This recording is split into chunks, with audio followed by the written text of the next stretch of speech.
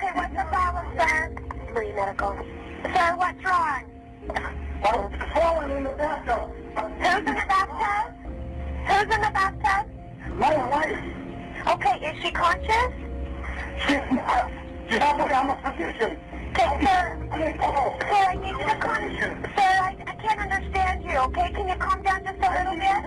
Allô Internet! L'affaire dont je vais vous parler aujourd'hui, c'est une affaire qui est très passionnante et, ben là, passionnante, c'est un grand mot, là, mais dans le sens que ça m'a beaucoup intriguée et c'est assez récent. Donc, c'est bien les dernières nouvelles qu'on a eues de cette affaire, ça date de 2017 et ça a eu lieu au début des années 2000. Fait qu'on a quand même quelques photos, quelques documents là, que je vais pouvoir vous passer. On n'a pas vraiment entendu parler de cette affaire au Québec, j'imagine qu'en France non plus. Pourtant, ce fut le premier procès à être diffusé en direct à la télévision en Utah. Fait que ça a été quand même un procès historique, si on veut. Et je comprends parce que le public était vraiment intrigué par cette affaire, parce qu'on peut pas comprendre qu'un homme agisse ainsi. Il y a eu beaucoup de rebondissements dans l'affaire. Ben, vous allez voir, là, je veux pas trop en dire, je veux pas trop donner de détails. Avant de se lancer dans la vidéo, je veux juste remercier très rapidement le sponsor de cette semaine, soit, encore une fois, NordVPN. Noël est dans 4 jours, fait que c'est vraiment le temps de regarder tous vos films préférés et même vos épisodes de séries là, préférés qui parlent de Noël. Je sais que quelques épisodes dans Friends, quelques épisodes dans The Office, moi c'est souvent ça que je fais. Mais là, tu sais, quand t'es arrivé pour les écouter, moi je voulais regarder les épisodes de Noël de Mindy's Project. Là, quand t'arrives pour les écouter, ils sont pas sur Netflix. Netflix les a enlevés. Mais ils enlèvent pas pour tous les pays. Moi, ce que je peux faire avec NordVPN, je peux facilement switcher aux États-Unis, en France, au Mexique pour voir quelle série Netflix a gardé. Parce que je sais que, par exemple, ils vont enlever Friends très bientôt, mais ça va rester au Mexique. Fait que pour les habitants du Québec, ils vont pouvoir switcher au Netflix mexicain. En ce moment, pour voir tous les bons films de Noël, NordVPN va vous sauver la vie. Et c'est pas juste pour Netflix, ça marche aussi pour YouTube, HBO, Crave. Vous allez voir, là, c'est assez impressionnant à quel point ça change de pays en pays. Savez-vous quoi? En plus de ça, NordVPN offre une garantie de 30 jours, fait que si t'es pas satisfait, tu peux être remboursé. Mais croyez-moi que quand vous allez voir toute la grande variété, quand vous allez avoir commencé une série de Netflix américain, ben vous voudrez plus revenir en arrière. NordVPN a été élu meilleur VPN en 2018 et 2019, donc croyez-moi que vous trouverez pas mieux ailleurs. C'est disponible sur Apple Store, Android Store et on peut l'utiliser sur 6 appareils en même temps. Si ça vous intéresse, profitez en ce moment de l'offre de Noël. Prenez l'abonnement de 2 ans et obtenez 68% de rabais. Et en plus de ça, on vous offre 4 mois supplémentaires gratuits. Vous avez juste à utiliser mon code promo Victoria ou à cliquer sur le lien dans la barre de description et vous aurez droit à cette offre limitée. Merci NordVPN et sans plus attendre, lançons-nous dans cette vidéo intrigante. Vous allez voir. This is not a test.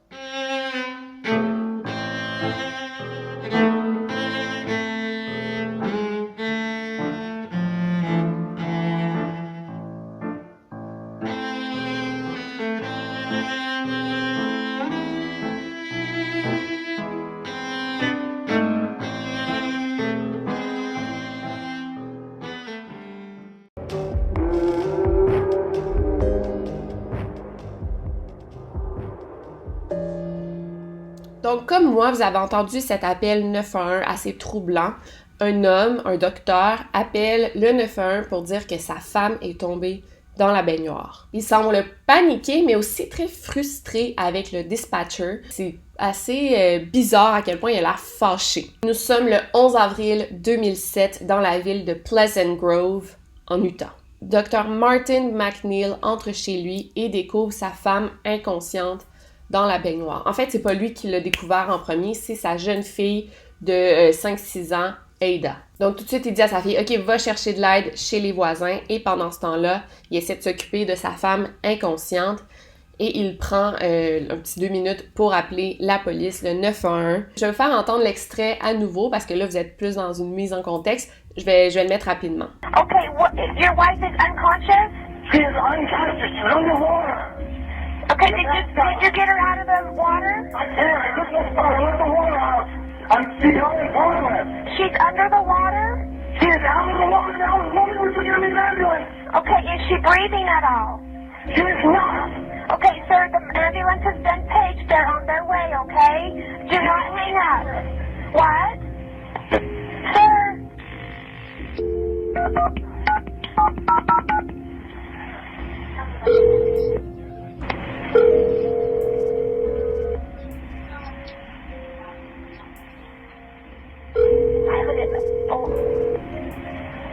adult female be so... Sir, this is 911. Can I help you? I need help. Okay, sir, they're on their way. Is your wife breathing? She is not. I am a physician. I got CPR in progress. Les voisins arrivent et découvrent Martin qui tient le corps de sa femme, qui n'a pas réussi encore à sortir de la baignoire. C'est difficile, seul. Il a juste sorti la tête pour s'en occuper, pour voir qu'est-ce qui se passe. L'eau du bain est brunâtre parce que sa femme a perdu beaucoup de sang. Elle vient juste d'avoir un lifting au visage. Un lifting, c'est ça, un facelift. Et les cicatrices se sont ouvertes. Elle a perdu énormément de sang. Doug, un voisin, aide Martin à sortir le corps de la femme qui se nomme Michelle McNeil. Avec l'aide de son voisin Doug, Martin fait le RCR. Donc, Doug va faire les compressions thoraciques et Martin va faire le bouche à bouche. Comme ça, c'est beaucoup plus simple et ça épuise moins. Doug remarque quand même que quand Martin souffle dans la bouche de sa femme, sa poitrine ne se lève pas, comme c'est supposé faire quand on fait le RCR. Donc, le RCR n'était pas bien fait. Doug, le voisin, l'a remarqué, mais Martin, le docteur, s'en est pas rendu compte. Aussi, Michelle avait beaucoup de mucus sur le visage. Vraiment, là, c'était épais. Bon, je vous évite les détails. Elle en avait beaucoup, surtout au niveau du nez et de la bouche. Bon, elle vient de se noyer, là, elle est inconsciente. Et évidemment, ben là, tu fais le RCR, tu souffles dans la bouche, tu tiens le nez, tu mets ton oreille pour voir si tu entends une respiration. Le mucus va se transférer sur la personne qui te fait le bouche à bouche.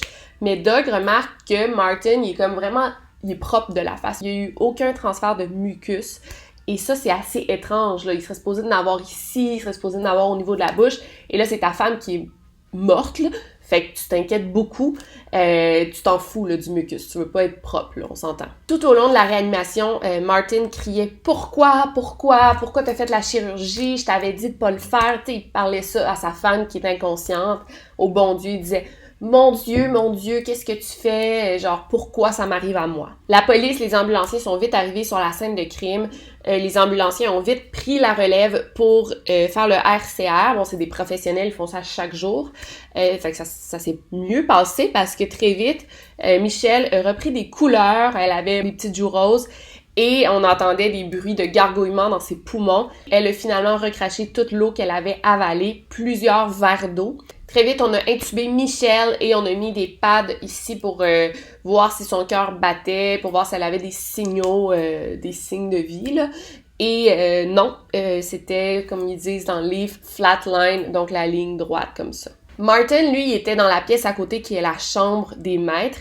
Et il criait, je vous le dis, là, « Après tout ce que j'ai fait pour toi, tout le temps que j'ai passé à l'église, pourquoi m'as-tu fait ça? J'ai été un pasteur, j'ai tout donné à l'église et tu me repayes comme ça, c'est ça que je reçois. » Et là, il regardait le ciel en disant ça, il parlait au bon Dieu, il se demandait pourquoi le bon Dieu l'avait puni. C'est comme s'il voulait attirer l'attention des ambulanciers et des policiers, tellement qu'on a demandé à ce que Martin soit retiré de la pièce parce qu'il était trop dérangeant. Il était tellement frustré et les ambulanciers ont dit « On n'a jamais vu un mari agir de la sorte. Tu sais, ta femme est morte, là, en tout cas sur le bord de mourir. Et pourquoi tu parles à Dieu? Pourquoi t'es pas juste à côté stressé? » Mais non, lui, il se donnait en spectacle. Là. Michelle, elle a été amenée à l'hôpital à 12h24. Le docteur en charge, tout de suite quand il l'a vue, il savait qu'elle était morte. Mais il ne comprenait pas pourquoi. Michelle, c'était une femme dans la cinquantaine, très en santé. Elle n'avait pas de problème de cœur. À ce qu'on sache, pourquoi son cœur battait plus. Avec la réanimation qu'ils avaient fait, le fait qu'elle recrache toute l'eau, elle aurait dû avoir une activité cardiaque, mais rien. À l'hôpital, Martin continuait son spectacle. Il a donné un coup de pied dans la porte. Il a pris une pile de feuilles sur le bureau des infirmières. Il l'a jeté par terre, il parlait excessivement fort. La sécurité a même dû être appelée. Pendant 38 minutes, le staff a essayé de réanimer Michelle. Martin, encore une fois, très frustré, il a dit au docteur, lui qui était en charge de réanimer, il a dit « Je te donne 10 000 $ si tu sauves ma femme. » C'était super bizarre parce que le docteur avait jamais reçu ce genre d'offre, là. Qui fait ça, là? Et malheureusement, Michelle a été déclarée officiellement morte le 11 avril 2007 à 13h03. La cause de sa mort, c'était une arythmie cardiaque.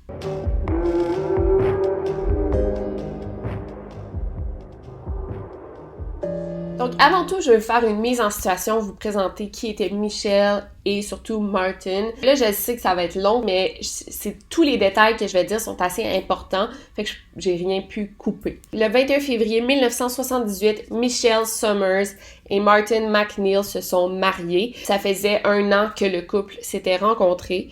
Michelle, c'était une belle cheerleader qui venait d'une famille de 7 enfants. Elle avait 20 ans quand elle a rencontré Martin, qui en avait 21. Le couple s'est rencontré dans une soirée destinée à tous les célibataires mormons. Les deux étaient mormons, fait qu'ils se sont rencontrés comme à l'église et tout de suite, ça a été le coup de foudre. Martin, lui, il a grandi au New Jersey. Il a grandi dans la pauvreté extrême. Quand il était plus jeune, il s'est joint à l'église de sa paroisse. À l'adolescence, il s'est beaucoup impliqué dans son église locale et dans la communauté de l'Église de Jésus-Christ des Saints des Derniers Jours, sa religion, donc la religion mormon. Il a fait plusieurs missions à travers le pays, mais c'est une fois, alors qu'il était en mission, qu'il a commencé à développer des problèmes psychologiques. Les autres jeunes hommes qui étaient aussi en mission, ils avaient peur de ses sautes d'humeur extrêmes et ses colères démesurées. Il a été ramené à bon port, accompagné d'un autre missionnaire, et c'est là qu'on l'a diagnostiqué avec un trouble de schizophrénie. En 1977, la même année qu'il a rencontré Michelle, Martin a commis de la fraude par chèque. Il a acheté plein de choses, des bagues en diamant, des montres, télévision, une horloge grand-père, là, c'était vraiment exagéré. Il aurait fraudé pour environ 35 000 $. Un jour, c'est un employé d'un magasin qui était suspicieux, là, fait qu'il a appelé la police et Martin a été arrêté et il a plaidé non coupable pour des raisons de folie, donc insanity. Il dit que c'était des voix dans sa tête qui le poussaient à commettre ce genre de fraude et il a même dit à son psychiatre que parfois il y avait des voix qui l'incitaient à tuer. Il était très manipulateur et dangereux. Une fois, Michelle et lui étaient en voiture et elle n'en pouvait plus parce qu'il était très contrôlant avec elle et elle a voulu le laisser avant qu'il soit marié. Là. Et il a juste pris un pistolet dans son coffre à gants, il l'a mis sur sa tempe puis il dit « Si tu me laisses, je vais me tuer, je peux pas vivre sans toi. » Évidemment, ça l'a vraiment fait peur à Michelle, fait qu'elle a décidé de rester avec lui. La famille de Michelle ne l'aimait vraiment pas, il était froid, impoli, arrogant, et Martin essayait vraiment d'isoler Michelle de sa famille, de ses amis. Et même pour leur mariage, Martin ne voulait pas que la famille de Michelle soit là, donc ils ont décidé de elope, comme ils disent en anglais, d'aller directement au palais de justice pour signer des papiers rapidement. Avec les années qui vont passer, Michelle va en effet s'éloigner de sa famille, elle va parler à personne, sauf sa sœur Linda, de qui elle est restée proche. Le couple a eu leur premier enfant, Rachel, en 1979. Michelle avait juste 22 ans, mais elle était très contente d'avoir un enfant. Depuis ce temps-là, elle était mère au foyer. Là, c'était sa vocation d'être maman. Et Martin s'est inscrit à l'école en médecine. Il est devenu médecin et il travaillait comme médecin dans des hôpitaux. En 1981, ils ont eu leur deuxième fille, Vanessa. Et ensuite, en 1982, leur autre fille, Alexis. Et finalement, ils ont eu leur dernier enfant, un petit garçon, Damien. Les 4 enfants se rappellent de leur enfance avec des souvenirs très positifs. Martin et Michelle étaient affectueux, chaleureux. C'était vraiment des bons parents et même si Martin il était toujours à l'hôpital, il travaillait beaucoup, ben quand il revenait à la maison, il prenait du temps pour être avec ses enfants, fait que c'était vraiment un bon père. La famille était aussi très dévouée à la religion mormon, l'église était au centre de leur vie, ils étaient très impliqués dans la communauté et même Martin, je l'ai dit, qui a été bishop, le pasteur. En 1988, Martin a décidé de compléter ses diplômes et d'obtenir un diplôme en droit, donc s'est inscrit à l'école de droit. Il avait une carrière prestigieuse, mais ses collègues ne l'aimaient pas beaucoup. Il était très demandant, très difficile et même qu'il aimait intimider les jeunes résidents à son hôpital. Les docteurs et infirmières ne voulaient pas travailler avec lui. C'était désagréable être à ses côtés. Et en plus de ça, il était même pas si bon parce que tout le monde dit qu'il y avait beaucoup de lacunes au niveau de ses connaissances de base, là. Fait qu'il était pas si bon, mais il était super arrogant. Martin aussi était reconnu pour partir abruptement de ses emplois. Il changeait toujours de poste, d'hôpital, de lieu de travail et sa femme ne savait pas pourquoi. C'est plus tard qu'on l'a su que Martin avait eu des relations sexuelles avec plusieurs de ses patientes. Même qu'il y avait eu beaucoup de plaintes d'harcèlement sexuel à son actif, d'inconduite sexuelle, d'erreurs de diagnostic et même de fraude médicale. Fait que sûrement qu'il lui laissait la chance de partir de l'hôpital plutôt que de le renvoyer, lui enlever son diplôme de médecine. Fait qu'il y avait beaucoup de charges à son actif. Dans sa vie personnelle, Martin était condescendant, froid, inaccessible. Les amis de Michelle avaient même peur d'appeler à la maison. Ils se croyaient comme au-dessus de tout le monde à cause de son éducation. Fait qu'ils traitaient les gens qui avaient moins d'éducation que lui comme des moins que rien. Et il y a juste à la maison qu'il était super gentil avec ses enfants, c'était un bon père. Et la famille en soi avait vraiment l'air d'une famille parfaite parce qu'il avait beaucoup d'argent, ils s'habillaient super bien. Les gens qui les côtoyaient à l'église disaient que c'était comme une carte de mode là, chaque dimanche. Les enfants étaient super sages, il y avait une belle maison. Mais est-ce que c'était vraiment ça la réalité? Les voisins, eux, disent que c'était loin d'être une famille parfaite. Il y avait des grosses disputes. Ils entendaient Martin et Michelle se disputer, mais la famille, quand ils sortaient dehors, faisait comme si rien n'était. Durant leur mariage, à plusieurs reprises, Michelle surprenait son mari en train de regarder de la pornographie, ce qui est interdit dans la religion mormon. Et ça, Michelle, ça lui tenait vraiment à cœur de suivre les règles. Et ça menait à des grosses disputes où Martin menaçait de se suicider si Michelle le laissait. Donc, évidemment, elle restait avec lui. Dans les années 2000, il y a eu une autre dispute au sujet de la pornographie. Et Michelle et Martin se sont vraiment disputés. Et Martin, il a juste attrapé comme un gros couteau, puis il l'a comme brandi à sa femme. C'était tellement violent que Damien, qui était rendu à 15 ans, il a dû se jeter sur son père, se sont battus pour qu'il attrape le couteau. Une voisine qui a entendu tous les cris a appelé la police. La police s'est présentée sur les lieux, mais évidemment, Michelle ne voulait pas porter plainte contre son mari. Le 25 mars 2001, leur fille Vanessa a eu une petite fille, Ada. Mais Vanessa avait de gros problèmes de consommation de drogue. Elle était accro à l'héroïne. Donc, Martin et Michelle ont dit « Ok, ben on va adopter ta fille, puis on va s'en occuper comme si c'était la nôtre. » Tous leurs enfants avaient quitté la maison. Ils habitaient tous pas loin, là, en Utah ou au Nevada. Fait que la maison était vide, fait que j'imagine que c'était parfait pour Michelle. Elle était contente de s'occuper de sa petite fille. Mais là, en 2003, Michelle et Martin ont fait un choix qui a vraiment surpris tout le monde. Ils ont décidé d'adopter 3 filles en Ukraine. Tout le monde était surpris parce que jamais Michelle n'avait montré un quelconque intérêt d'adopter. Elle était super bien avec juste Ada à s'occuper. Tu sais, là, enfin, tes enfants sont tous partis de la maison. Elle voulait prendre ça relax. Elle voulait certainement pas avoir 3 autres enfants qui débarquaient chez elle. Et plusieurs pensent que c'était Martin qui avait pris cette décision parce que là, Michelle, elle avait beaucoup de temps libre. Donc, Martin ne pouvait plus vivre sa double vie. Ils sont allés en Ukraine et le couple a décidé d'adopter 3 filles, Noël de 13 ans, Gisèle de 12 ans et Elle de 10 ans. Mais bien sûr, c'est pas si facile d'adopter des enfants d'un autre pays, surtout à cet âge-là. Elles sont quand même vieilles, les filles. Fait qu'il faut que tu sois prêt à investir beaucoup de temps, de patience, d'amour. Et je pense qu'il était pas vraiment prêt à ça. Elle, la plus jeune, elle a appris l'anglais super rapidement. Elle avait d'excellentes notes à l'école. Tout se passait super bien, elle s'adaptait très bien. Gisèle, elle, parlait un petit peu anglais, mais avec un accent ukrainien très prononcé, c'est normal, elle savait pas vraiment l'écrire. Mais en général, ça se passait bien. Et Noël, c'était vraiment elle qui s'adaptait le moins bien. Et c'est normal parce que c'est la plus vieille, mais elle connectait vraiment pas avec la famille. Un jour, la sœur de Michelle, Linda, est allée à la maison, puis elle a dit « Hey, mais est où Noël? Genre, vous l'avez mis où? » Et Michelle a juste répondu « Ah, on pouvait plus dealer avec elle, là, c'était trop compliqué. On a décidé de l'éloigner pour un petit bout de temps. » Noël avait été envoyée dans une clinique pour enfants avec troubles de l'attachement qui était située au Michigan. Et ensuite, Michelle et Martin ont juste décidé d'annuler l'adoption. C'est tellement cruel. Et la pauvre Noël est comme juste entrée dans le système, là, est devenue comme la responsabilité du gouvernement du Michigan. Je trouve tellement que c'est sans cœur de faire ça, là. Et plus tard, Noël a décidé d'entrer en contact par Facebook avec ses frères et sœurs qu'elle avait connus chez les McNeil. Et bon, ils ont maintenu des liens. Il y a juste Michelle qui n'a jamais accepté de revoir Noël. Et là, comme Noël était partie, en 2004, ils ont décidé d'adopter une autre fille, Sabrina, qui venait aussi de l'Ukraine. Fait que c'était comme pour la remplacer. Les filles adoptives aimaient beaucoup Michelle, mais se rappelaient que Martin était vraiment absent. Il essayait pas du tout de créer des liens avec ses filles adoptives, il était juste proche de ses enfants biologiques. En fait, les filles avaient comme peur de lui. Gisèle a raconté un événement où elle était seule avec son père adoptif, là, dans le salon, et il a commencé à la toucher de manière inappropriée. Puis ça s'est répété à plusieurs reprises et elle touchait tout le temps des endroits inappropriés, là. Tellement qu'elle en a parlé à Michelle et Michelle a juste répondu « Tu ne dois jamais parler de ça, surtout pas à lui. Il vit beaucoup de stress en ce moment. » Et en vrai, Gisèle, c'est vraiment celle qui se sentait le moins bien dans cette maison. c'est comme si elle traitait comme une esclave, tu sais, pendant que tout le monde soupait, il demandait à Gisèle de laver la vaisselle. C'était vraiment celle qui est moins connectée avec toute la famille, en fait. Et la relation de Gisèle et les McNeil va vraiment empirer.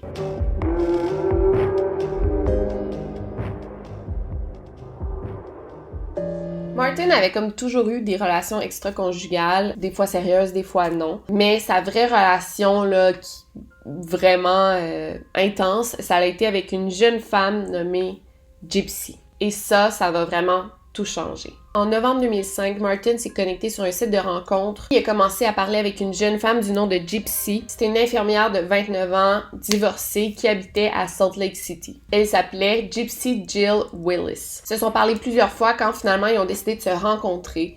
Gypsy était jeune, belle, mais personnellement, moi je trouve vraiment que Michelle, la femme de Martin, est beaucoup plus belle, là. Mais ça l'a cliqué tout de suite. Durant leur première date, Martin parlait de sa femme comme d'une femme merveilleuse, magnifique. Il dit qu'elle a même remporté plusieurs concours de beauté. Et là, Gypsy, elle lui a dit « Ok, si t'es si bien avec ta femme, pourquoi t'es ici? » Et il a répondu « Je suis ici par ennui. Tout est si parfait et consistant que ça m'ennuie. » Et c'est là que leur relation a commencé. Bien sûr, après avoir rencontré Gypsy, c'est là que Martin a vraiment changé. Il a eu 50 ans en février 2006. Et là, il a commencé à avoir beaucoup de transformations physiques. Il allait au gym excessivement. Il a perdu genre 30 livres en 1 mois. Il était obsédé avec son look. Il allait dans des salons de bronzage. Il a vraiment changé, là. Et même que c'était super bizarre, il parlait avec ses filles et il commençait à faire des push-ups puis des jumping jacks. Fait que c'était comme une obsession, là, un peu. Il avait jamais été comme ça puis tout le monde trouvait ça bizarre. Michelle, elle a dit « Ah bon, tu sais, ça doit être le midlife crisis, ça doit être la crise de la cinquantaine. » Mais ça la stressait parce qu'elle sentait bien que son mari était en train de s'éloigner. Il était pas du tout chaleureux avec elle, il était devenu froid. Et ça l'a plongé dans une dépression. À la fin de 2006, Martin a commencé à sentir une douleur étrange et mystérieuse au niveau du pied. Et son gros orteil s'est mis à enfler sans raison. Ça partait et ça revenait, là, tu sais, c'était vraiment on and off. Et quand ça revenait, il y avait beaucoup de douleur, il devait marcher avec une canne, il boitait, là. Il a consulté plusieurs docteurs, plusieurs spécialistes, il a même dû avoir 3 chirurgies, fait que c'était sérieux, là, puis il trouvait pas c'était quoi. Et en Noël 2006, il a carrément dit à sa famille qu'il n'en avait plus pour longtemps parce que ça continuait à empirer et que ça n'allait pas guérir. Dans les mois à suivre, Martin vivait comme un homme gravement malade, un homme mourant. Il a même réglé ses papiers, il a pris une assurance de 2 millions de dollars sur lui. Il a légué la maison à sa femme. Et si sa femme mourait, ça serait Alexis qui aurait tous les biens de la famille. En décembre, il a dit à Michelle qu'il avait un cancer. Puis après, il a dit qu'il avait la sclérose en plaques. Il a dit à ses voisins que sa maladie empirait et qu'il avait juste 6 mois à vivre. Mais tu sais, ça n'a pas de sens, là. Tout ça à cause d'un orteil. Puis tu sais, oui, il marchait avec une canne, mais des fois, ça allait super bien puis il marchait normalement. Il a même fait une annonce à son église, à sa communauté, pour dire qu'il avait un cancer en phase terminale et qu'il allait bientôt mourir. À Gypsy, il a seulement dit qu'il s'était cassé l'orteil puis ça l'avait juste pas bien guéri, mais que tout allait bien. Plus tard, il a dit aussi qu'il avait passé des tests pour le cancer, mais que c'était négatif. T'sais, il dit à sa maîtresse qu'il n'y a pas le cancer, mais il dit à sa famille et à tout le reste, tous ses amis, tout, qui est en phase terminale du cancer. Plus les choses avançaient, plus Martin devenait amoureux de Gypsy et il souhaitait que ça soit plus sérieux. Dès janvier 2007, Martin avait rencontré la famille de Gypsy. Il payait pour son loyer, son électricité. Il avait même donné une carte de débit à Gypsy et elle pouvait s'en servir pour payer ses trucs. Ils se voyaient minimum 2 fois par semaine, mais il voulait toujours plus, puis il pouvait pas avoir plus tant et aussi longtemps qu'il était marié. 6 semaines avant qu'elle meure, Michelle avait beaucoup de suspicions envers son mari. Elle l'a confronté Martin à plusieurs reprises, mais il niait tout. Et en février 2007, elle s'est même confiée à sa fille Alexis en lui disant « Je pense que ton père a une maîtresse ». Le 16 mars, Alexis rendait visite à sa famille pour le week-end et elle a vu une enveloppe adressée à son père. C'était des résultats des examens médicaux. Et elle l'a ouvert. Et là, contrairement à ce que son père lui avait dit, elle a découvert que son père n'était pas du tout mourant du cancer, ni qu'il avait la sclérose en plaques. Pas du tout. En fait, il y avait une maladie. C'était comme un truc au niveau des nerfs. Si il mettait trop de pression, son orteil allait enfler. Mais ça se guérissait super bien en faisant attention à ne pas trop mettre de pression sur son orteil. Là. Quelque chose comme ça, mais c'était loin d'être grave. Là. Cette révélation les a vraiment choqués et ça lui a mis beaucoup plus de soupçons envers Martin. La même soirée, Alexis et Michelle sont allés en ligne pour voir le relevé d'appel de Martin et ils ont vu qu'il y a un numéro de téléphone qui revenait à plusieurs reprises et Martin appelait toujours ce numéro vers 2-3 heures du matin. En cherchant le nom de la femme, ils ont découvert que la femme s'appelait Gypsy Jill Willis. Bien sûr, Michelle l'a confronté et l'a tout nié en disant que Gypsy c'était juste une infirmière avec qui il travaillait et elle l'appelait pour le travail. Mais là, à partir de là, Michelle, elle savait que son mari la trompait.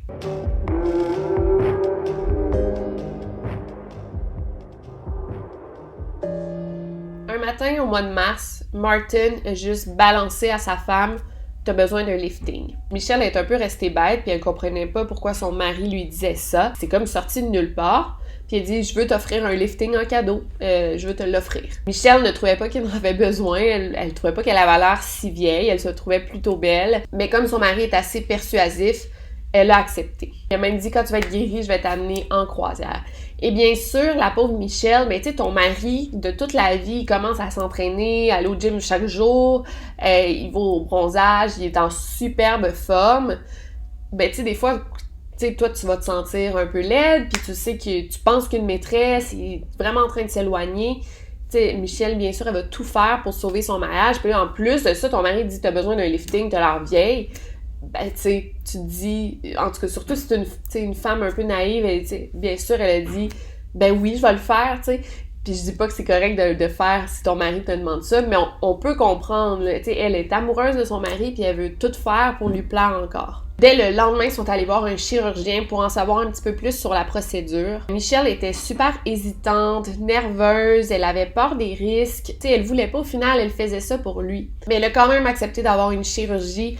Tu peux dire, je veux juste un lifting ici, admettons. Mais elle a décidé de tout faire en même temps. Le bas du visage, la moitié du visage, le haut du visage, remonter les paupières, là, ici, puis enlever les cernes. Fait que c'était vraiment la totale. La chirurgie a été cédulée pour le 3 avril. La fille de Michelle, Alexis, elle comprenait pas, elle était là, voyons maman, t'as pas besoin de ça, t'es magnifique, fais pas ça. Michelle, elle disait qu'elle n'en avait pas vraiment envie non plus, mais qu'elle voulait faire ça pour son mari, que soudainement, l'apparence semblait prendre toute la place dans sa vie. Puis elle disait, moi aussi, je veux paraître bien pour ton père, là. Ils ont décidé de faire la chirurgie. Le Dr. Welch, il a vu durant la rencontre que c'était vraiment le mari qui parlait tout le temps, Martin. Puis à la deuxième rencontre, il a décidé de prendre Michelle à part, puis il a dit, OK, moi, je veux parler juste à Michelle. Premièrement, ils ont pris la pression de Michelle qui était un petit peu élevée. Elle faisait de l'hypertension. Et en parlant avec Michelle, Michelle a carrément avoué qu'elle était en dépression. Puis elle prenait rien pour sa dépression. Puis le docteur aussi l'a remarqué. Il a décidé de lui donner des pilules pour faire baisser sa pression ainsi que des antidépresseurs pour l'aider avec sa dépression et son anxiété due à la chirurgie. À part ça, elle était en santé, mais le Dr. Welch a quand même suggéré d'attendre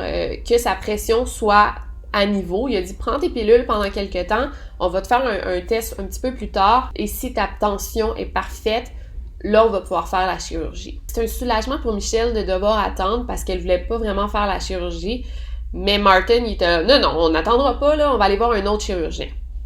Ils sont allés voir le Dr. Thompson. Le docteur a accepté de faire la chirurgie malgré l'hypertension. Il a dit « Je pense pas qu'il y ait de problème ». Mais il savait pas que Michelle souffrait d'anxiété puis de dépression, là. Et Martin, il a comme demandé au docteur « Ouais, ma femme est très anxieuse et elle supporte pas bien la douleur. Est-ce qu'on pourrait avoir plus de médicaments que la normale? » Au lieu du Vicodin, que c'est un antidouleur assez fort, il voulait quelque chose de plus fort. Donc le docteur lui a prescrit 30 pilules de Percocet, un antidouleur liquide parce que si sa mâchoire était trop enflée, elle pourrait le prendre en liquide. Il a aussi insisté pour que le docteur lui prescrive du Valium pour calmer sa femme avant et après la chirurgie. Le docteur Thompson, il trouvait ça un peu anormal qu'on lui demande tout ça. Il avait jamais prescrit du Percocet puis du Valium avant une chirurgie, après une chirurgie. Il a jamais prescrit ça. Et là, 30 pilules, il trouvait ça une énorme quantité. C'était beaucoup de médicaments très forts à prescrire pour une chirurgie comme ça, mais il se disait, Martin, c'est un docteur, tu sais, je vais lui faire confiance, en fait. C'est lui qui a demandé ça. Dr. Thompson, il a quand même pris la peine de préciser de faire très attention parce que s'il mélangeait tous ces médicaments, c'est tellement fort que potentiellement, ça pourrait tuer Michelle. Encore là, Martin, c'est un docteur super réputé, fait qu'il a dit, tu sais, je pense pas qu'il y ait de problème. C'est le mardi 3 avril 2007 que Michelle a reçu sa chirurgie. Et à partir de là, il lui restait seulement 8 jours à vivre. La chirurgie s'est bien passée, rien à déclarer. C'est sûr qu'après, en sortant de là, Michelle était enflée, elle avait le visage complet de, bandé. Martin a demandé à ce que Michelle ait son congé d'hôpital tout de suite. Mais Michelle était non, je veux quand même passer ma première nuit à l'hôpital, là, s'il arrive quoi que ce soit. Puis Martin était fâché que Michelle demande à passer la première nuit à l'hôpital. Puis les docteurs étaient non, faut qu'elle reste ici, on va monitorer ses signes vitaux là, pour s'assurer que tout est beau. Puis Martin, lui, était fâché de ça. Quand finalement Michelle a reçu son congé, c'est Alexis qui s'en est occupée. Alexis, c'est une résidente en médecine. Elle a pris comme une semaine de congé pour aller s'occuper de sa mère. C'est elle qui lui donnait les médicaments, elle lui faisait à manger, elle l'accompagnait aux toilettes. Et le plus important, c'est qu'elle écrivait tout dans un petit journal. T'sais, pas beaucoup de douleur. J'ai donné un Percocet, puis bon. Le 5 avril, Alexis s'est réveillée très tôt le matin, à 6h du matin, et tout de suite est allée près de sa mère pour s'en occuper. Elle a essayé de réveiller sa mère, mais sa mère était complètement passed out, là, était endormie. Genre, Michelle la shakeait, là, comme ça, puis il n'y avait aucune réaction. Alexis a pris ses signes vitaux et le cœur de Michelle battait très bas et elle avait le souffle court. Alexis, paniquée, regarde son père et dit « Voyons, qu'est-ce qui se passe? » Et Martin a répondu de manière nonchalante « Je sais pas, je dois lui avoir donné trop de médicaments. » Comme Alexis prenait soin de sa mère, elle lui donnait juste une pilule antidouleur par jour, je pense, là. Puis ça faisait la job, c'était bien correct. Mais Martin, pendant qu'il a pris soin d'elle, lui a donné une Valium et 1 heure plus tard, une pilule antidouleur. Ce qui était beaucoup trop pour Michelle, tellement qu'elle a vomi. Et après ça, 1h30 plus tard, il a donné de l'antidouleur liquide, 2 Percocets, une Ambien, qui est un somnifère très très puissant. Genre, c'est un esti de malade, là, what the fuck. Quand Michelle s'est enfin réveillée, elle était complètement alarmée parce que son mari avait fait. Elle a dit à Alexis, il continuait à me donner la médication et à me dire d'avaler.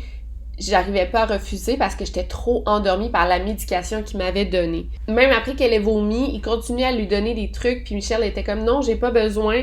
Puis Martin insistait, il était comme, go, t'avales tout de suite, go. Fait que c'est dangereux. Et après ça, Alexis a dit, ok, je te laisse plus seule avec ton mari, là, je te laisse plus seule avec mon père. Après cet événement, Michelle a pris la main de sa fille, Alexis, puis a dit, s'il m'arrive de quoi, assure-toi que c'est pas ton père qui le fait.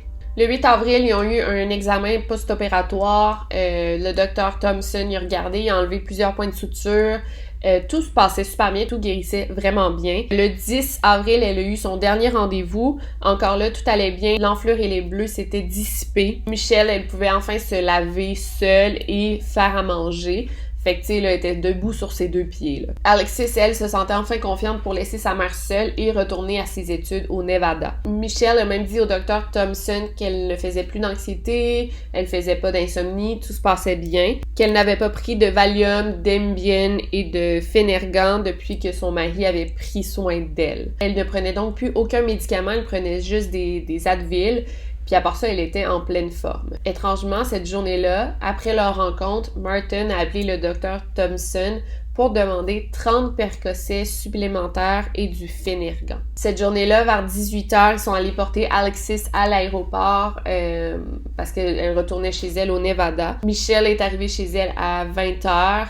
Elle a parlé un petit peu avec ses filles. Alexis a parlé à sa mère pour lui dire qu'elle était arrivée. Et ensuite, elle est allée se coucher.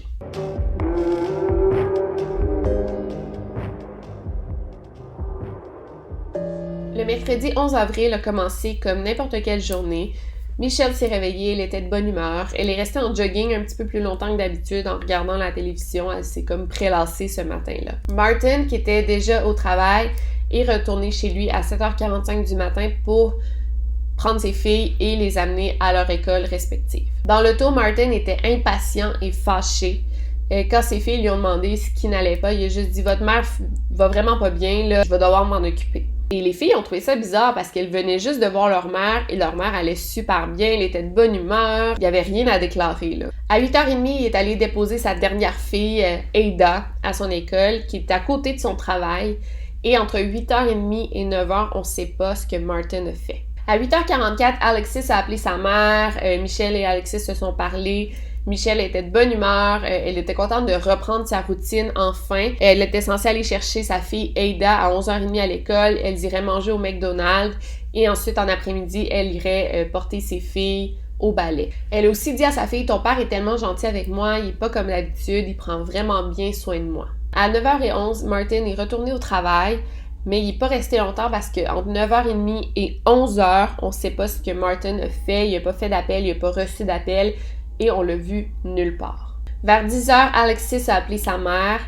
Elle n'a pas obtenu de réponse. Elle a appelé à plusieurs reprises, pas de réponse. À 11h, il y avait un événement au travail de Martin. Il a gagné un prix, fait qu'il fallait qu'il prenne son prix. Et il tenait absolument à ce qu'on le prenne en photo. Il a comme dit 3-4 fois, genre ma photo, j'ai besoin de ma photo, je veux ma photo. Il a quitté le travail à 11h32. Il a appelé Michelle qui n'a pas répondu.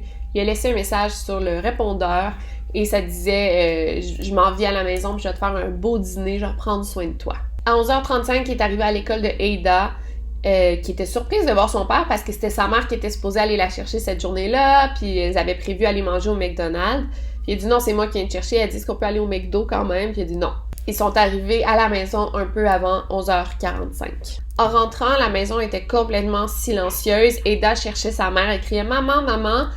Elle n'était pas là, elle est allée voir dans sa chambre, Michelle n'était pas là. Elle est allée voir dans la salle de bain de sa chambre et c'est là qu'elle a fait la découverte. La baignoire était remplie d'eau brune. Michelle était dans l'eau, inconsciente, avec les yeux ouverts. Ada est sortie en courant en disant à son père « Something's wrong with mommy », genre il y a quelque chose qui va pas avec maman. Et c'est en trouvant sa femme que Martin a dit à Ada d'aller chercher de l'aide chez les voisins. Martin a appelé le 911 à 11h46, mais son téléphone n'était pas traçable et il y a eu des problèmes de communication. Le dispatcher qui a pris l'appel, il a entendu l'adresse de 305 rue Mill Creek, mais c'est le 3058 rue Mill Creek. L'ambulance n'arrivait pas. À 11h48, il a rappelé et là, il engueulait le dispatcher. Il était très fâché. La personne qui a pris l'appel au 911 a dit « J'ai jamais parlé avec quelqu'un d'aussi fâché durant un appel 911. J'avais jamais vécu ça. » Les policiers sont donc allés à la mauvaise adresse et ça a été long avant qu'ils trouvent la bonne adresse, soit à 11h55. Donc, on a perdu un bon 10 minutes qui est quand même assez précieux quand on parle de la vie de quelqu'un. Quand Michelle a été amenée en ambulance, Martin avait quand même pris soin de vider la baignoire. Parce que bon, ta femme est morte là, puis genre, t'es en état de panique, tu dois aider à la sauver. Est-ce que tu prends le temps de vider la baignoire? Non, mais peut-être qu'il le fait inconscient aussi, peut-être qu'il se dit « Ok, je veux pas que Ada voie toute l'eau brune, les voisins ». Bon, ça, on va pas le juger pour ça, mais on a quand même perdu des preuves importantes, là. Doug, le voisin qui est venu aider pour faire la réanimation, il est resté sur les lieux, puis il a dit « Ok, genre, vas-y en ambulance, je vais rester ici puis je vais nettoyer. » Encore là, quand on parle d'un crime, il faut vraiment pas que tu nettoies la scène de crime, mais lui, il savait pas qu'il s'agissait d'un crime pour commencer, puis il voulait juste aider parce qu'il s'est dit « Les autres filles vont arriver ici, puis ils vont voir le sang sur le sol, l'eau. Je vais tout nettoyer pour leur éviter le traumatisme. » En cherchant dans la salle de bain, il n'a pas trouvé une seule serviette. Donc c'est bizarre, il est allé dans la buanderie et c'est là qu'il a vu 3-4 serviettes complètement détrempées, empilées sur le sol. Il a pris les serviettes pour nettoyer le sang et l'eau de la baignoire. Le soir même, Martin a texté Gypsy pour lui annoncer le décès de sa femme. Le lendemain, Gypsy a envoyé plein de nudes à Martin pour lui remonter le moral. Fait que, tu sais, clairement, Martin, il s'en foutait que sa femme soit décédée, il pensait juste à sa maîtresse. Dans les jours qui ont suivi, Martin a annoncé la mort de sa femme à ses voisins, à ses amis. Et à chaque fois qu'il racontait ce qui s'était passé, c'était toujours, tu sais, les informations, les détails ne changeaient pas. Il a juste dit qu'il pensait que sa femme était tombée, s'était cogné la tête et était tombée comme inconsciente dans le bain. Dans d'autres versions, il dit aussi, je sais pas ce qui est arrivé, peut-être qu'elle a pris trop de médicaments puis elle s'est endormie dans le bain, donc elle s'est noyée.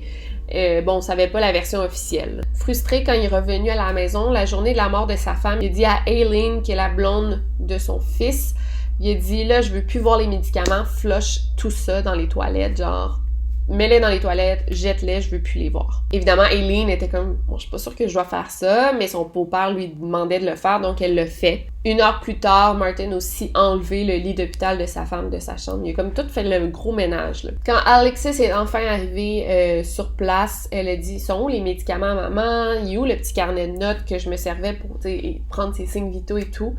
Et Martin, il dit « Ah, je sais pas, là, les policiers ont dû les amener. » Dès le premier moment que Martin a annoncé la mort de sa femme, elle savait que c'était son père qui avait tué sa mère.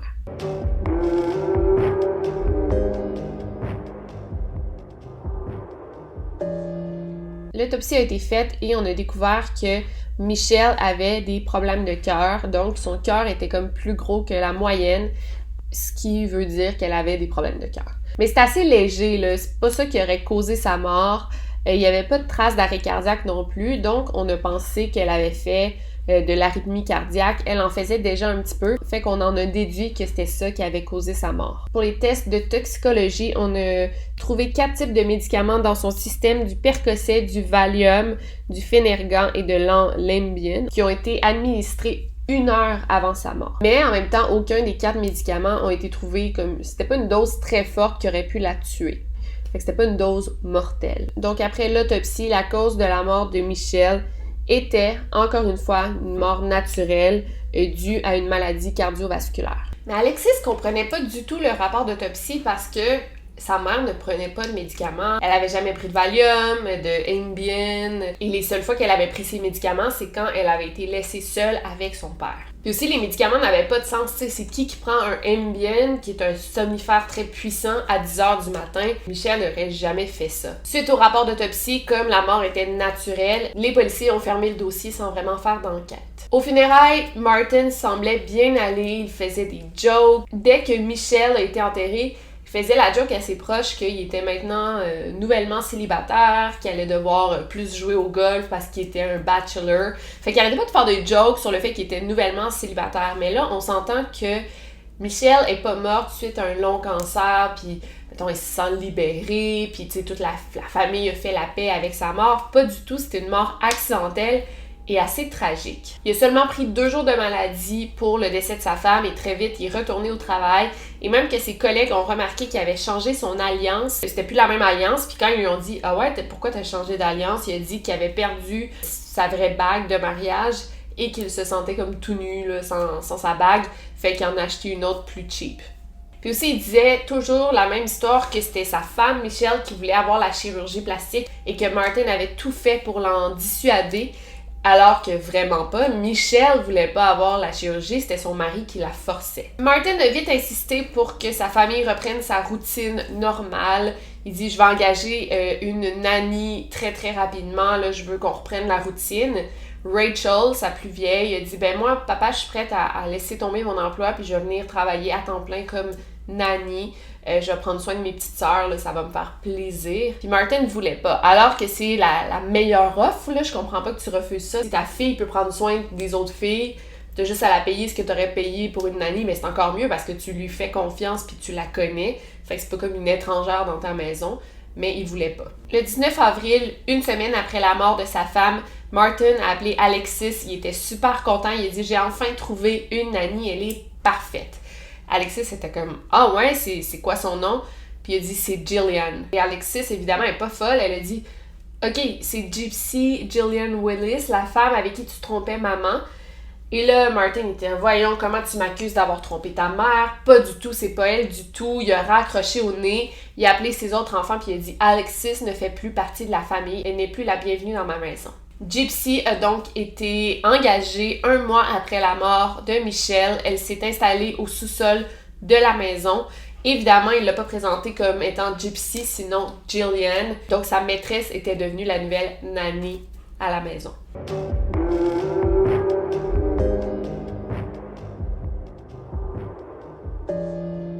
Les filles étaient surprises de constater que la nouvelle nanny ne faisait rien. Elle faisait pas manger, elle faisait pas le ménage, elle prenait pas soin des filles du tout. Elle leur donnait pas des lifts. Fait que genre, pourquoi elle avait été engagée, cette femme-là? C'était même Martin qui cuisinait et la nanny était juste à côté puis elle le regardait comme ça. Et en fait, ce que les filles savaient pas, c'est que quand elles étaient couchées, Gypsy montait à l'étage et allait dormir avec son petit ami, là, Martin. Il y a un événement assez étrange et dégueulasse qui est arrivé le 23 mai, 6 semaines après la mort de Michelle. Alexis était allée rendre visite à sa famille, ça s'était arrangé, là, la dispute. Et elle faisait le tri dans le garde-robe de sa mère, elle triait les vêtements, ce qu'elle allait donner, ce qu'elle allait garder.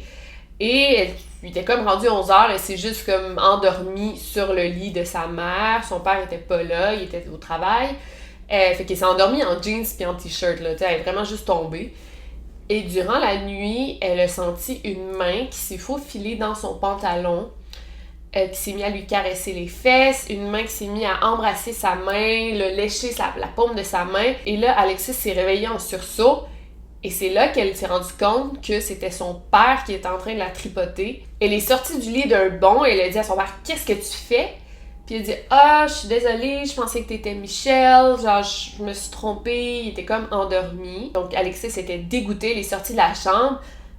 Puis elle s'est dit, bon, ça se peut, tu sais, il vient juste de perdre sa femme, ça se peut que dans le sommeil, il a pensé que c'était sa femme, elle a trouvé ça dégueulasse et étrange, mais elle s'est dit, bon, ça se peut. Le lendemain, Martin a convoqué une réunion familiale et il a dit à ses filles qu'est-ce qui s'était passé, que durant la nuit, il était endormi, puis il a pensé que Alexis, c'était sa femme. Puis il a dit, imaginez-vous si c'était l'une de vous, tu sais, que c'est des enfants, je suis complètement désolée, il faut plus que ça arrive. Fait qu'à partir de maintenant, il n'y a plus aucune de vous qui a la permission d'entrer dans ma chambre. Et genre, Alexis n'en revenait pas parce qu'elle était comme, voyons, tu sais, est-ce que mon père pourrait commettre l'inceste avec mes petites sœurs? Genre, là, c'était comme une affaire de plus à se préoccuper. C'était vraiment stressant, mais c'était probablement un complot parce que dès le lendemain, Alexis, bien sûr, là, elle dormait sur le sofa. Et enfin, Gypsy avait la liberté de monter et dormir avec son patron. Ils faisaient pas ça si secrètement parce que les filles s'étaient bien rendues compte que Gypsy dormait avec leur père. Puis elles étaient comme, voyons, c'est pas supposé être notre nanny, ça? Genre, je comprenais pas. Une autre fois, ils sont allés manger au resto avec Gypsy, Jillian, la nanny. Et Jillian a juste comme pris des frites dans l'assiette de Martin, genre super, tu sais, de manière naturelle. Mais c'est pas vraiment une relation que t'as entre employeur et employé. Tu sais, jamais tu ferais ça avec ton employeur.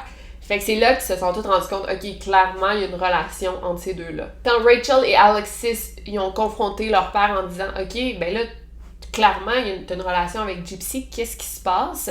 Et en plus, Gypsy, là, elle aide pas du tout dans la maison, fait que pourquoi tu l'as engagée? Martin s'est vraiment fâché et il a mis ses filles en dehors de la maison, Rachel et Alexis, et il a même appelé la police pour les dénoncer pour trespassing, donc entrée par effraction. Alexis et Linda, la sœur de Michel, voulaient vraiment qu'une enquête soit ouverte sur la mort de Michel. Ils disaient, c'est sûr qu'il y a eu un meurtre, on veut que vous investiguiez un petit peu plus. Mais la police à chaque fois disait non, il n'y a pas de crime, puis ils raccrochaient, puis ils faisaient pas de suivi. Fait que les femmes étaient vraiment laissées à elles-mêmes. Ça n'a pas été long que Martin et Gypsy ont finalement affiché leur relation. Martin lui a demandé Gypsy en mariage. Et là, il était ouvertement dans une relation. Il s'en cachait pas des voisins, de la famille. Il agissait comme un couple. Et éventuellement, les liens ont repris entre Martin et Rachel et Alexis. Durant l'été, Martin, Alexis, Rachel et les autres filles sont allées en Californie pour aller visiter un couple d'amis, les Bledsoes. Et durant la nuit, encore une fois, Martin s'est couché dans le lit d'Alexis et s'est mis à la tripoter, sa fille biologique. Encore là, ça l'a dégoûtée, elle est partie. Mais dans sa tête, là, il n'y avait plus aucun doute. Son père est un prédateur sexuel.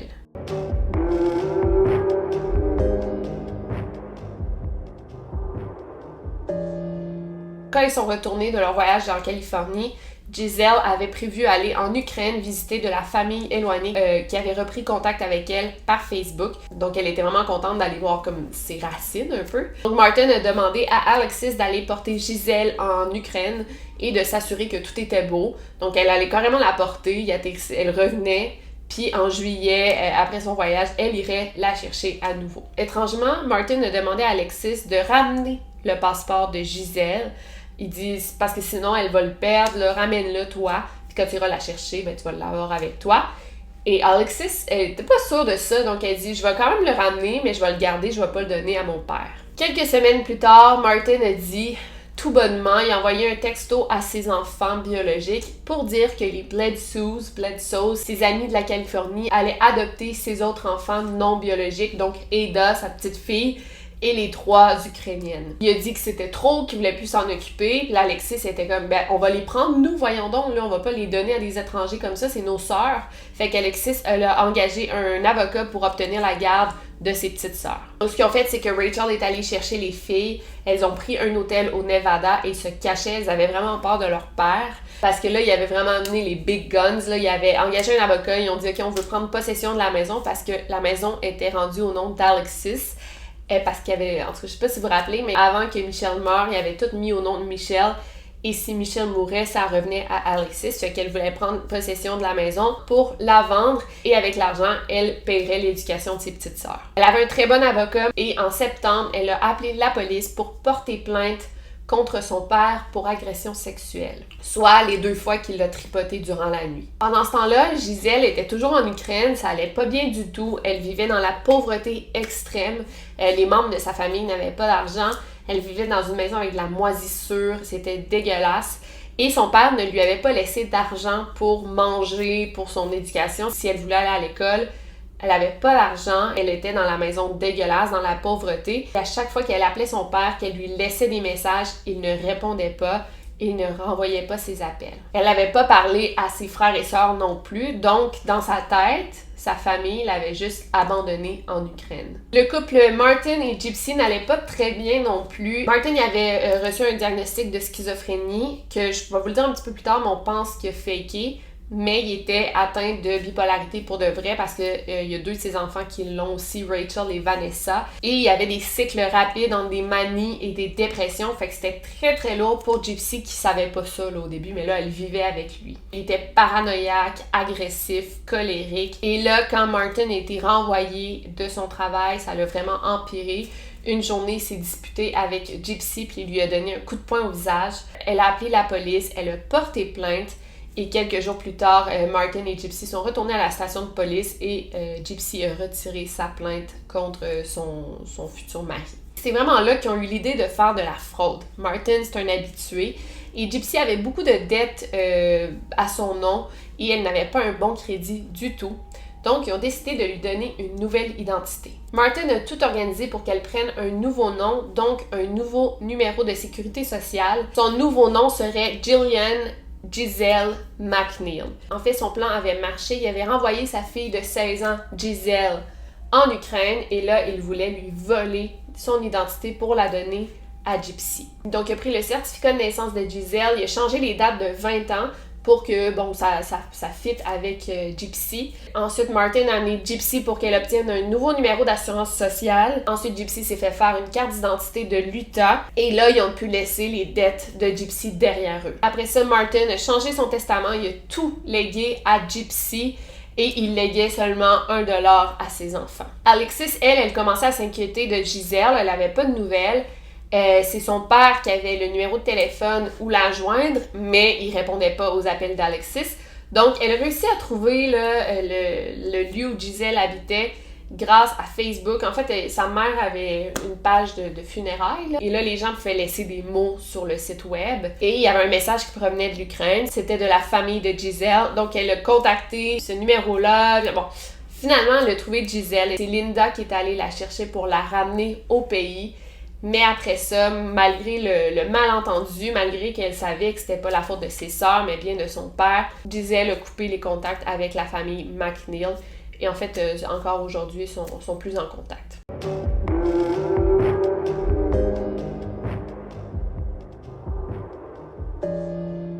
Environ 1 an après la mort de Michelle, après les nombreux appels de Alexis et Linda qui voulaient rouvrir l'enquête, il y a 2 nouveaux enquêteurs qui sont arrivés dans le département de police et ils ont dit, nous, on pense qu'en effet, il pourrait y avoir un crime.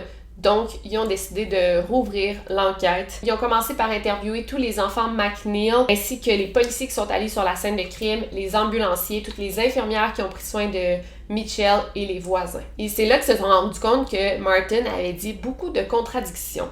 Par exemple, aux premiers répondants qui sont arrivés sur la scène de crime le jour de l'accident, il dit que Michelle prenait beaucoup de médicaments et ensuite au docteur, il a dit qu'elle prenait seulement une Percocet par jour. Ensuite, Doug il a raconté l'histoire des serviettes, qu'il ne trouvait pas de serviettes, qu'il les a trouvées empilées dans la buanderie, ce qui veut dire que Martin, à un moment, avant que ses voisins arrivent, il a pris le temps d'arrêter la réanimation de sa femme pour nettoyer la scène de crime, enlever tout le sang et l'eau, une majorité du sang et de l'eau. Fait qu'il y avait clairement quelque chose à cacher. Un autre truc, c'est aussi la position que Michelle elle a été retrouvée. Quand les voisins sont arrivés sur la scène de crime, il y avait Doug et 2 autres voisines, 2 autres femmes, sont arrivées sur place et ils ont vu que Michelle était comme affalée. En fait, sa tête était carrément en dessous du robinet, là.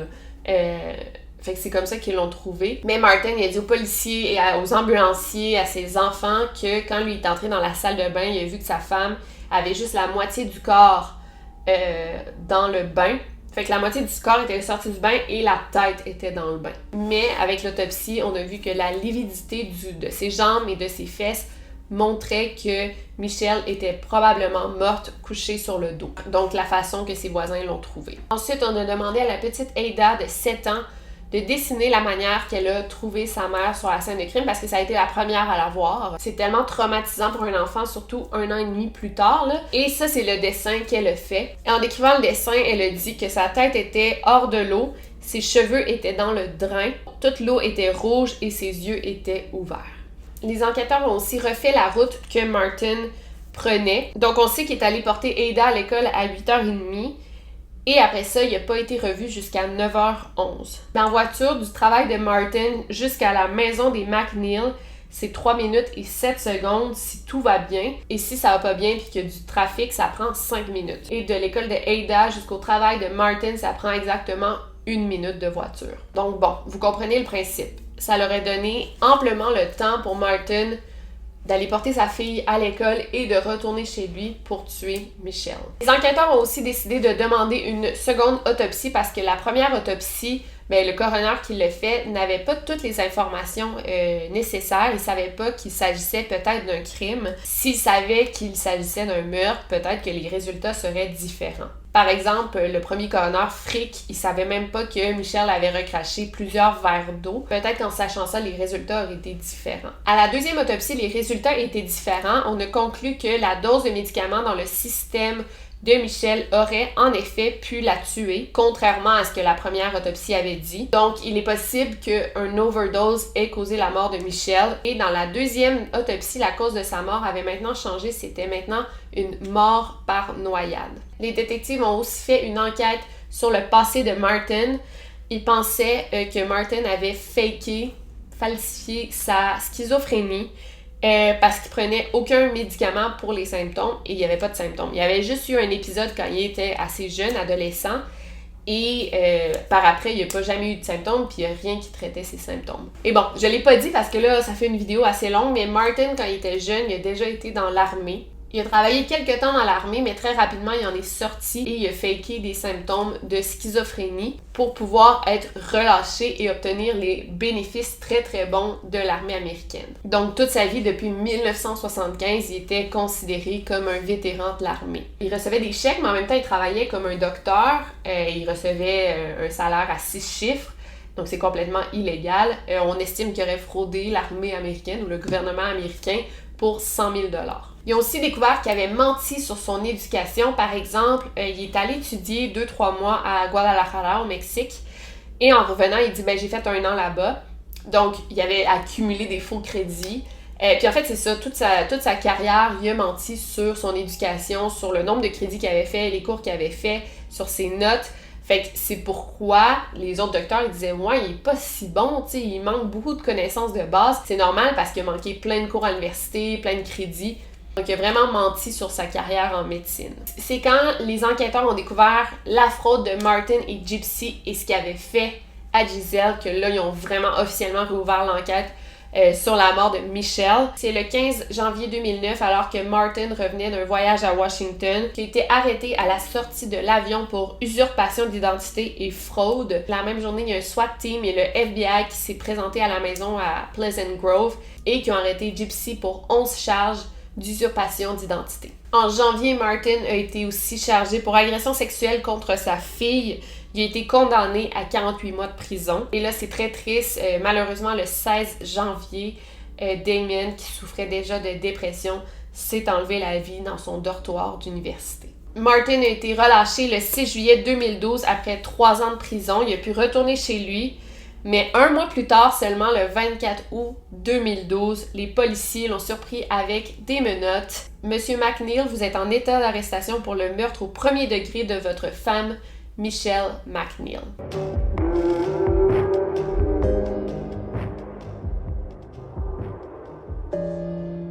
Évidemment, Martin a plaidé non coupable pour le meurtre de sa femme. Il disait que la mort de sa femme était naturelle. Le procès a commencé en 2013 et comme je vous ai dit, c'était le premier procès à être diffusé en direct à la télévision. Et le public était vraiment fasciné par cette affaire parce qu'un docteur réputé tue sa femme. Est-ce qu'il va s'en sortir? Est-ce que c'est un vrai meurtre? C'était quand même une affaire intéressante. Il y avait quand même beaucoup de restrictions de la part de la défense. Il avait engagé des très bons avocats. Par exemple, Alexis n'avait pas le droit de dire ce que sa mère lui avait dit, qu'elle avait dit « Si quelque chose m'arrive un jour, assure-toi que c'est pas ton père qui le fait. » Ben, vérifie si c'est lui le coupable parce qu'elle pensait que son mari la tuerait un jour. Fait que ça, elle avait pas le droit de le dire en cours. Aussi, les procureurs n'avaient pas le droit de parler de Michelle comme étant une victime parce que si sa mort est naturelle, c'est pas une victime. Rachel n'a pas eu le droit de témoigner en cours à cause de son trouble de bipolarité et Vanessa à cause de son passé de toxicomane. Et le témoignage de Ada a été discrédité en cours à cause que Ada aurait très bien pu se faire influencer par ses sœurs. On avait le témoignage aussi des anciens amis que Martin avait connus lors de ses 3 dernières années en prison. Un prisonnier du nom de Poirier a raconté une joke que Martin avait fait. En fait, Martin avait dit qu'il s'en sortait bien en prison et il était capable de commettre des choses illégales et de s'en sortir assez bien. Et là, il a dit... Par exemple, j'ai tué ma femme, ça devrait en dire beaucoup sur moi. Une autre fois, il a dit aussi à ce même prisonnier qu'il avait tué sa femme parce que leur mariage battait de l'aile et Michelle ne lui donnait pas la permission de le tromper.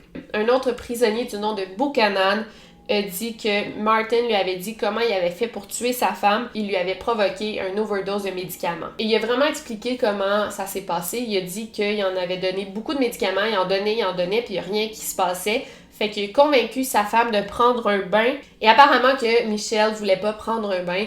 Donc, il a juste tenu sa tête sous l'eau pour la tuer. Quand Buchanan lui a demandé comment il avait fait pour lui donner autant de médicaments, tu sais, comment elle avait accepté de prendre les médicaments, il a dit qu'ils les avaient mis dans un enema. Puis ça, je vais revenir. Un enema, c'est un traitement que tu peux faire de manière anale pour aller aux toilettes, beaucoup.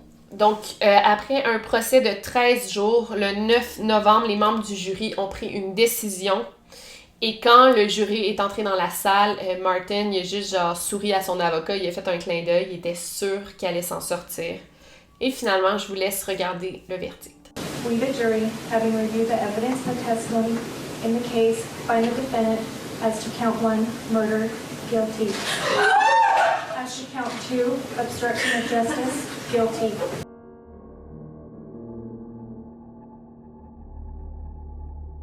Martin McNeil a été condamné à la prison à vie et là, il restait en plus de ça le procès pour l'agression sexuelle contre sa fille. C'était 2 procès différents, mais il était déjà condamné à la prison à vie. 1 mois après le verdict, en décembre, Martin McNeil a fait une tentative de suicide dans sa cellule, mais les blessures qui s'étaient infligées n'étaient pas assez profondes, ils étaient trop superficielles. Il y a un gardien de sécurité qui l'a trouvé super vite.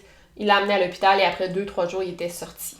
Le 2 juillet 2014 a eu lieu son 2e procès pour agression sexuelle qui a duré seulement 2 jours et il a été déclaré coupable pour ça aussi. Donc avant de terminer, qu'est-ce qui s'est passé la journée du 11 avril?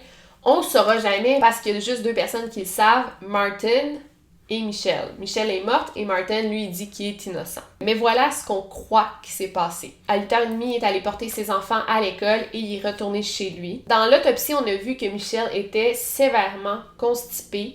C'était probablement dû aux médicaments qu'elle prenait. Donc on pense que Martin a dit « Ok, ben là, on va t'administrer un enema pour t'aider à aller aux toilettes. » Et c'est pas normal pour un docteur de conseiller ça à sa femme et de lui administrer lui-même. Je sais pas si vous vous rappelez, mais avant de mourir, Michelle, elle avait parlé avec Alexis et elle a dit « Ton père, il est vraiment gentil avec moi, il prend full bien soin de moi, c'est anormal. » Fait qu'on pense que, en fait, un enema, là, c'est comme une... Je l'ai jamais fait, de ce que j'ai lu, c'est comme une pompe, là, t'envoies de l'eau par l'anus. Puis ça fait vraiment aller aux toilettes rapidement. Fait qu'on croit qu'il aurait écrasé les pilules pour les placer dans l'eau qui allait dans l'anus de sa femme. Et vu que c'est par l'anus, l'effet est beaucoup plus rapide parce que ça n'a pas besoin de passer par tout le système digestif. L'effet est comme instantané. Fait qu'on pense que Michelle serait tombée endormie, confuse, au même moment, là, genre quelques minutes après l'administration de l'élément. Il a dû la placer dans la baignoire et vite retourner au travail. 1 heure plus tard, il aurait très bien pu quitter le travail, retourner chez lui pour trouver Michelle inconsciente.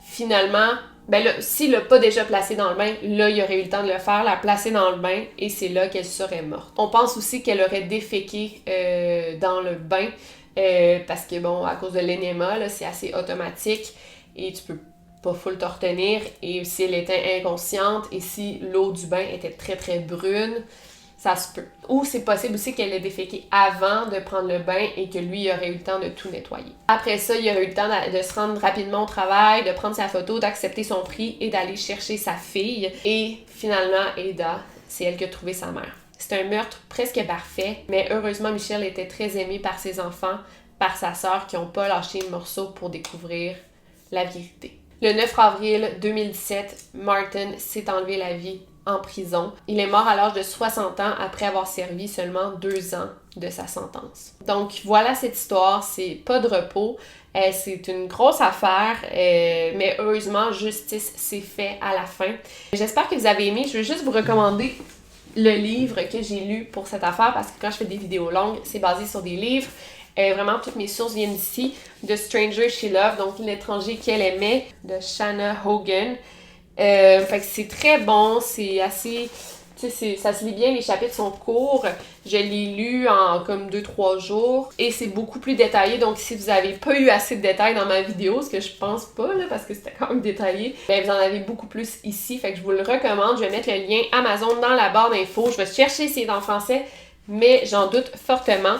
Donc, pour ceux qui parlent anglais, si vous avez besoin de recommandations de livres, ben vous me demandez aussi, by the way, vous me demandez beaucoup de recommandations de livres. En fait, ce que j'ai fait sur Instagram, j'ai fait un highlight, là, puis j'ai écrit toutes les recommandations de livres que j'ai couverts dans mes vidéos. Je l'ai écrit à la main, fait qu'il y a comme une grosse liste. Vous pouvez aller jeter un petit coup d'œil. Et sinon, ben avant de partir, on me dit beaucoup que ces temps-ci, il y en a qui reçoivent pas la notification de mes vidéos. Quand j'ai une vidéo qui sort, il y en a qui savent pas avant 2-3 jours parce que c'est pas dans leurs abonnements, ils reçoivent pas de notification. Ce que vous avez à faire, c'est de cliquer sur la petite cloche, fait que ça va vous envoyer une notification directement quand je sors la vidéo. Et sinon, n'oubliez pas de garder l'œil ouvert.